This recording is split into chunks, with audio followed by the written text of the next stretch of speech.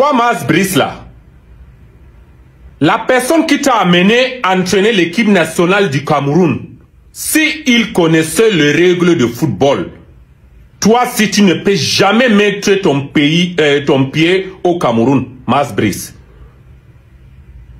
L'équipe comme le Cameroun qui a 5 étoiles, les deuxième équipe qui est titrée par tout le continent africain. La seule pays qui a 6, c'est l'Égypte, ou 7. Je ne sais même pas, puisque je suis fâché là. Et toi, un entraîneur qui n'a jamais entraîné une équipe nationale de quelque part, même d'Engele Menduka, tu n'as jamais entraîné, tu n'as jamais mis ton fesse au banc de touche de certains pays africains ou partout. Tu n'as jamais participé à la Coupe d'Afrique de certains l'équipe nationale. Quelqu'un qui t'amène, c'est parce qu'il sait que le combat qu'il est en train de mener avec le président de la FECAFOOT, il ne peut jamais gagner ce combat. Il t'a amené pour distraire les gens et tu viens là, tu commences déjà à manquer du respect, pas seulement à Samuel Eto'o depuis que tu es arrivé au Cameroun et maintenant à tous les continents africains.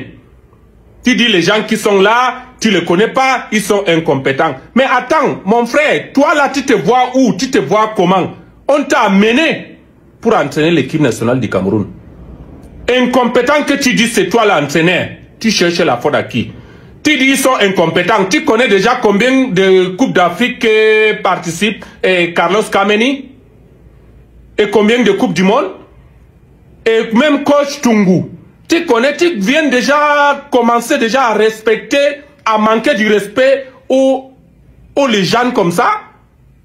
Toi qui n'as jamais même prendre un tapioca dans tes mains comme un entraîneur. Mais mon frère, moi je vois les Camerounais même qui lui donnent courage, qu'il veut, qu'il parle. Mais mon frère, vous êtes même le pays le plus maudit de l'Afrique. C'est le Cameroun. Quand on insulte vos gens, vous êtes très contents. Un monsieur comme Mas Brice vient insulter vos légendes. Les gens qui vous ont fait rêver. Les gens qui vous ont fait vraiment que vous êtes fiers. Et quelqu'un comme celui-là se met là pour insulter tout le monde. Savoir comment, à quel genre que vous, le Camerounais, vous êtes vraiment maudit, je n'ai même pas le mot. Moi, je n'ai même pas le mot. Je suis en noir. Rien ne peut m'arriver. Je suis tout noir. Rien ne peut m'arriver. Je vais vous laver là. Puisque là, on dit quand c'est trop scellé, quand c'est l'eau, on abandonne. Quelqu'un comme Mas Brice n'a jamais participé au banc de touche de quel... Je ne sais même pas de quelle équipe nationale. La personne qui t'avait fait venir au Cameroun, il connaît pourquoi il t'a fait venir. Pour ne pas de bien de tous les Camerounais. Ce n'est pas bien pour tous les Camerounais. C'est parce que le combat qu'il est en train de mener avec le président de la FECAFOOT, il ne gagne pas. Et maintenant, tu commences déjà, après le match nul, voilà ce que tu es en train de dire. Dites alors vrai ce que tu veux dire. Si c'était Samuel Eto'o avait organisé ce voyage, vous allez le traiter comme vous voulez. Si c'était Rigobert Song qui était au banc de touche, le match nul contre ou Popastan ou c'est quoi là chercher. Vous allez le laver jusqu'à... Il va sentir son corps partout, ça lui fait mal. Jusqu'à il n'arrive même pas à marcher. Bon, je reviens. Si c'était la FECAFOOT qui avait fait cette organisation de voyage là. Ah, mais mon frère, on ne parle plus d'autre chose. Ce n'est que ça qu'on parle. Maintenant, tu te mets là après le match pour dire que le voyage, ça n'a pas été et tout et tout. Pourquoi tu ne dis pas que ça n'a pas été? Pourquoi? Explique au peuple camerounais vrai, comme tu as déjà commencé à parler moitié là.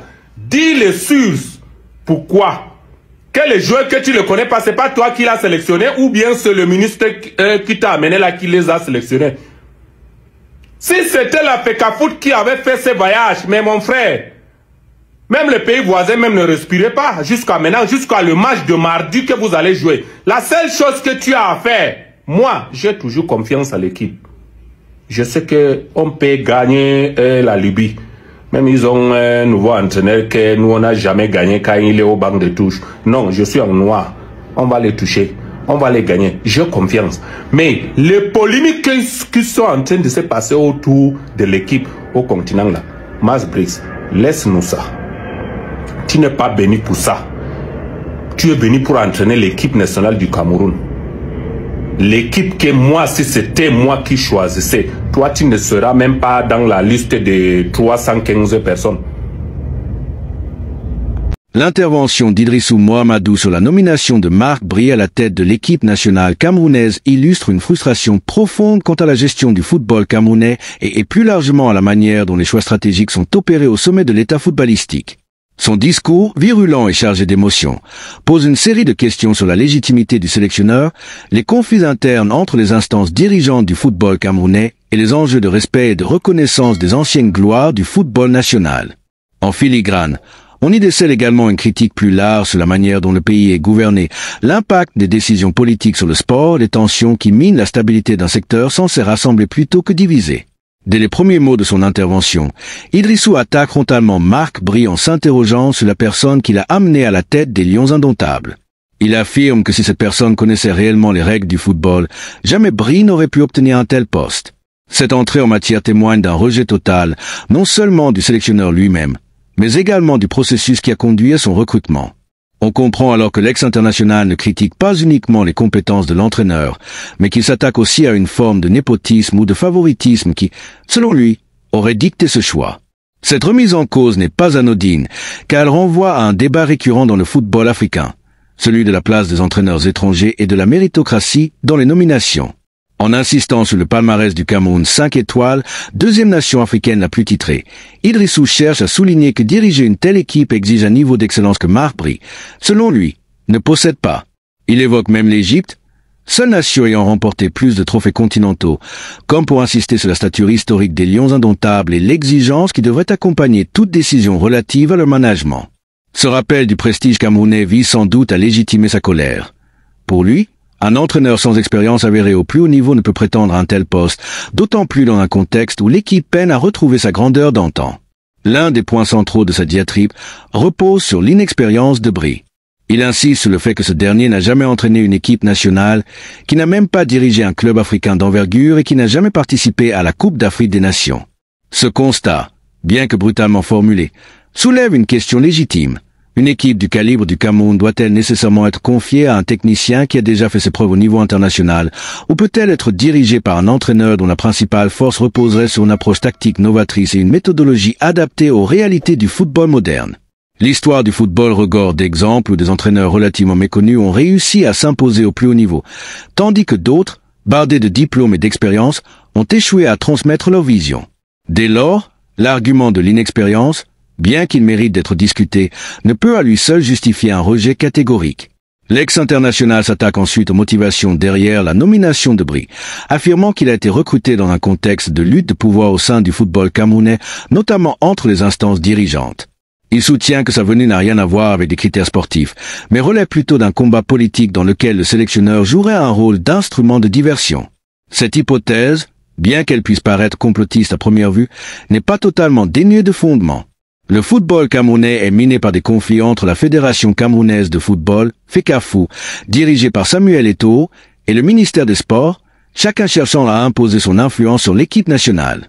Si la nomination de Bry est perçue comme une manœuvre destinée à affaiblir la FECAFOO, alors sa mission risque d'être vouée à l'échec avant même qu'il ait eu le temps de faire ses preuves.